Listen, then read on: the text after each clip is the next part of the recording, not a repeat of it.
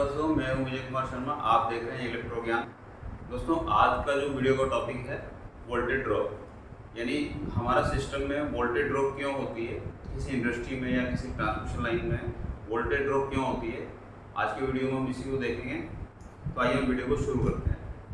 तो जैसे कि आज का हमारा टॉपिक है वोल्टेज ड्रॉप, तो सबसे पहले हमें ये देखना है कि वोल्टेज ड्रॉप किसी भी सिस्टम में होता क्यों। तो पहला जो रीज़न होता है वो होता है ट्रांसमिशन लाइन, या आप किसी भी सेक्टर में ट्रांसमिशन लाइन में है या किसी इंडस्ट्री में है।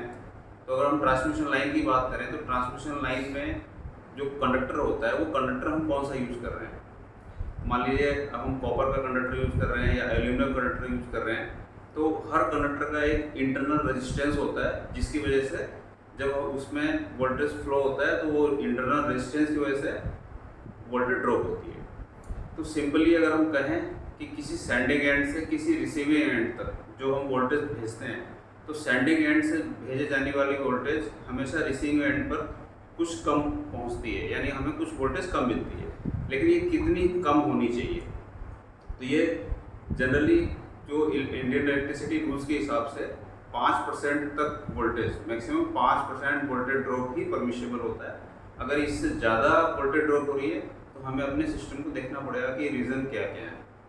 दूसरा जो रीज़न होता है वो होता है डिस्टेंस, यानी कि कंडक्टर जो है वो हम कितना डिस्टेंस तक हम उसको वोल्टेज को लेके जा रहे हैं। अगर हम ट्रांसमिशन लाइन की बात करें तो ट्रांसमिशन लाइन कई सौ किलोमीटर तक लंबी होती है, 500 किलोमीटर, 1000 किलोमीटर भी होती है।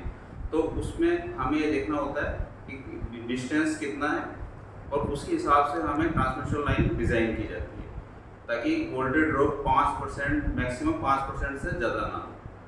तीसरा जो रीज़न होता है वो होता है कंडक्टर का क्रॉस सेक्शन एरिया, यानी कंडक्टर कितना थिक है या कितना थिन है, यानी कितना मोटा है या कितना पतला है। तो हमें ये भी देखना होता है कि कंडक्टर जो है वो कितना मोटा है, और अगर कंडक्टर जितना साइज क्रॉस सेक्शन एरिया ज़्यादा होगा तो उसका इंटरनल रेजिस्टेंस कम हो जाएगा। तो हमें ये चीज़ें डिज़ाइन करते हुए हमें देखना पड़ता है कि हमें कंडक्टर कितना, क्रॉस सेक्शन एरिया कितना लेना है, ताकि हमें वोल्टेज ड्रॉप कम से कम हो। तीसरा जो रीज़न होता है वो होता है हमारा डिस्टेंस का। जैसे कि मैंने बताया, अगर हम इंडस्ट्री की बात करें तो इंडस्ट्री में मान लीजिए हमने कोई लोड कनेक्ट करना है, तो हमें उसका पैनल जो लगाना है वो हम ज़्यादातर हमारा कोशिश रहती है कि किसी नियरेस्ट पॉइंट पे ही हम केबल पैनल लगाएं, ताकि हमारी जो केबल्स है वो लेंथ मिनिमम हो, क्योंकि जो भी वोल्टेज फ्लो होगा तो केबल का इंटरनल रेजिस्टेंस भी वोल्टेज को ड्रॉप करता है। तो आपकी कोशिश ये रहनी चाहिए कि जितना भी लोड कनेक्ट है वो नियरेस्ट हो, पैनल से नियरेस्ट हो, ताकि हमारा जो इंटरनल रेजिस्टेंस रहे वो कम रहे। उसकी वजह से वोल्टेज ड्रॉप कम होगा तो हमारा करंट भी कम हो जाएगा। तो दोस्तों, ये कुछ रीज़न होते हैं जिनकी वजह से इंडस्ट्री में या ट्रांसमिशन लाइन में वोल्टेज ड्रॉप होता है। उम्मीद करता हूँ आपको वीडियो इन्फॉर्मेटिव लगा होगा। अगर फिर भी आपके कुछ डाउट्स हैं तो आप कमेंट बॉक्स में कमेंट कर सकते हैं। मैं कोशिश रहेगी आपके डाउट्स को क्लियर करने की। तो मिलते हैं ऐसे ही किसी इन्फॉर्मेटिव वीडियो में, तब तक के लिए नमस्कार।